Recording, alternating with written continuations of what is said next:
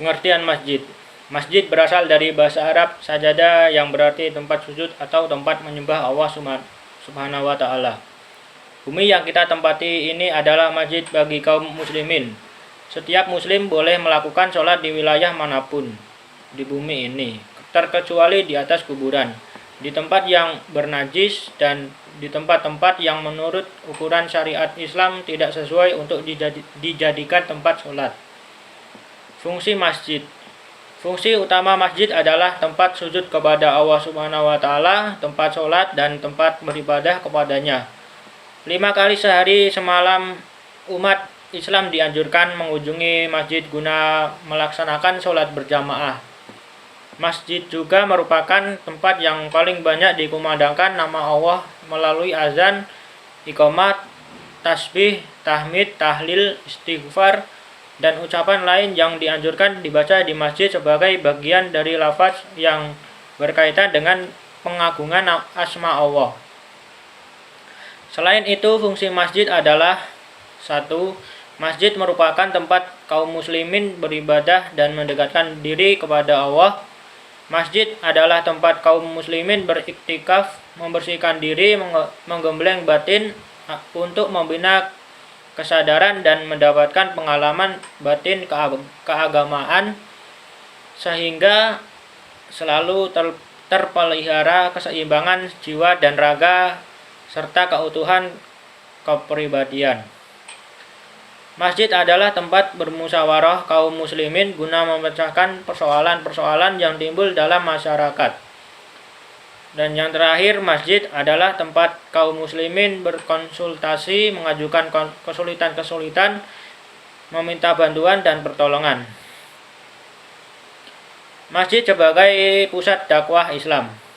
Dalam sejarah perkembangan dakwah Rasulullah SAW, terutama dalam periode Madinah, eksistensi masjid tidak hanya dimanfaatkan sebagai pusat ibadah yang bersifat maqdoh atau khusus seperti sholat, tapi juga mempunyai peran pertama sebagai kalender Islam tahun Hijriah, dimulai dengan pendirian masjid yang pertama pada tanggal 12 Rabiul Awal. Permulaan tahun Hijriah jatuh pada tanggal 1 Muharram.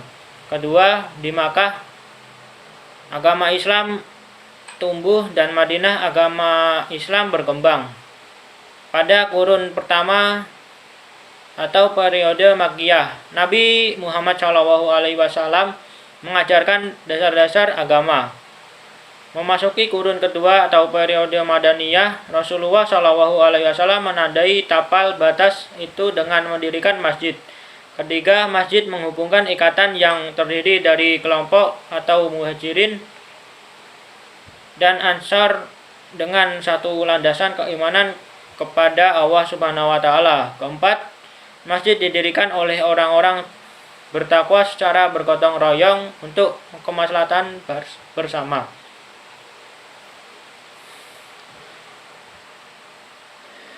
Dukungan jamaah dalam sekian banyak pembangunan fisik masjid rata-rata positif di mana masjid baru didirikan. Di sana terlihat keikutsertaan jamaah dalam berbagai usaha penghimpunan dana. Ada jamaah yang sangat antusias, ada yang sekedar memberikan support moral,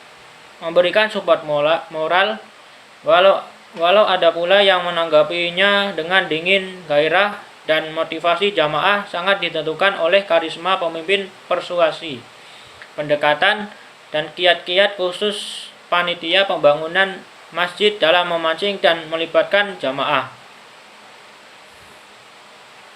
Islam adalah agama dakwah, maksudnya sebagai risalah dari Allah yang diberikan kepada Nabi Muhammad SAW untuk mengajak seluruh umat Islam berdasarkan akar kata atau etimologi.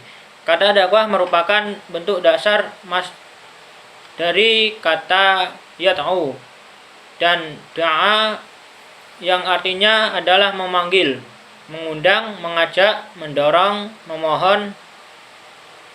Dakwah secara terminologi mengandung beberapa arti yang beraneka ragam. Banyak ahli ilmu dakwah dalam memberikan pengertian atau definisi terhadap istilah dakwah terhadap beberapa pendapat. Di antaranya, satu, menurut Asep Muhyiddin memberikan definisi bahwa dakwah adalah upaya kegiatan mengajak atau menyeru umat Islam agar berada di jalan Allah yang sesuai fitrah dan kehanifannya secara integral. Menurut Amruwah,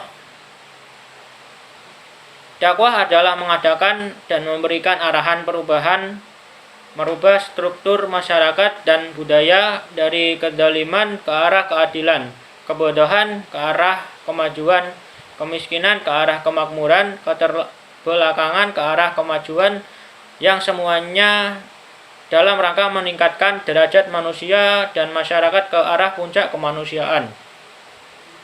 3. Menurut Zikron Abdullah, dakwah adalah semua usaha untuk menyebarluaskan Islam dan merealisasikan ajarannya di tengah masyarakat dan kehidupan agar mereka memeluk agama Islam dan mengamalkannya dengan baik. Tujuan dakwah: setiap orang yang mengerjakan sesuatu haruslah mengetahui tujuan yang hendak dicapainya.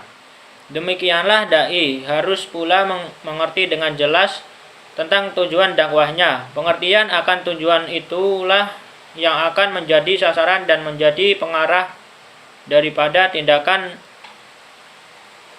manusia.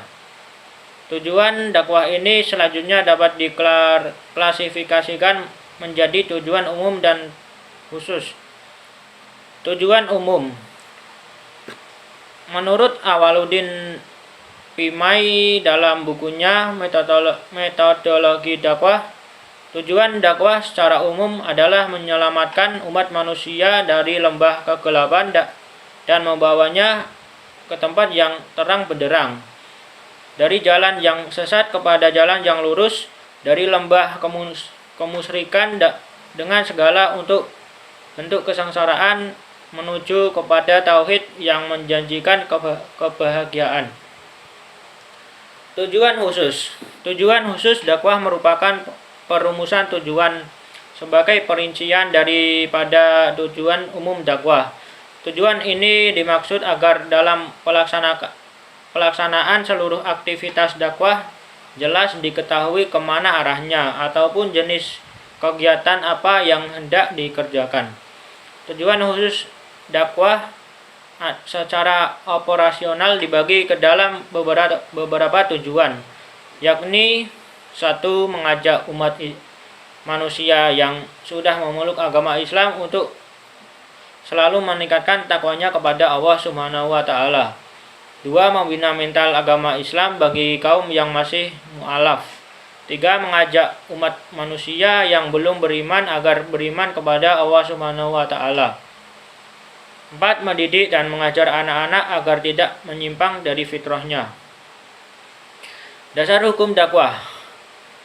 Dasar dakwah merupakan bagian terpenting dari ajaran Islam yang wajib dilaksanakan oleh setiap muslim. Kewajiban ini tercantum dari konsep amar ma'ruf nahi mungkar, yakni perintah untuk mengajak masyarakat melakukan kebenaran sekaligus mengajak untuk meninggalkan atau menjauhkan dari perilaku kejahatan. Dasar pelaksanaan dakwah ada dalam Al-Quran dan hadis. Ud'u ila sabili rabbaka bil hikmati wal mau'idatil hasanati wajadilhum billati hiya ahsanu inna rabbaka huwa a'lamu biman dhalla an sabili wa huwa a'lamu bil muhtadin. Artinya, serulah manusia kepada jalan Tuhanmu dengan hikmah dan pelajaran yang baik. Sesungguhnya Tuhanmu dialah yang lebih mengetahui tentang siapa yang tersesat dari jalannya, dan dialah yang lebih mengetahui orang-orang yang mendapat petunjuk. Quran Surat An-Nahl ayat 125. Ayat di atas memerintahkan kepada kaum muslimin untuk berdakwah sekaligus memberikan tuntutan Bagaimana cara pelaksanaannya, yakni dengan cara yang baik sesuai petunjuk agama. Analisis terhadap dakwah Islam di Masjid Agung Jawa Tengah. Setelah mengadakan observasi dan wawancara, maka dalam bab ini akan dipaparkan tentang hasil penelitian yang telah didapatkan di Masjid Agung Jawa Tengah. 1. Aktivitas dakwah Islam di Masjid Agung Jawa Tengah. Penyelenggaraan kegiatan atau aktivitas dakwah yang dilaksanakan di Masjid Agung Jawa Tengah berdasarkan pada program kerja yang disusun oleh Badan Pengelola Masjid Jawa Tengah. Badan Pengelola Masjid Jawa Tengah periode 2019-2013 berdasarkan surat keputusan Badan Pengelola Masjid Agung Jawa Tengah.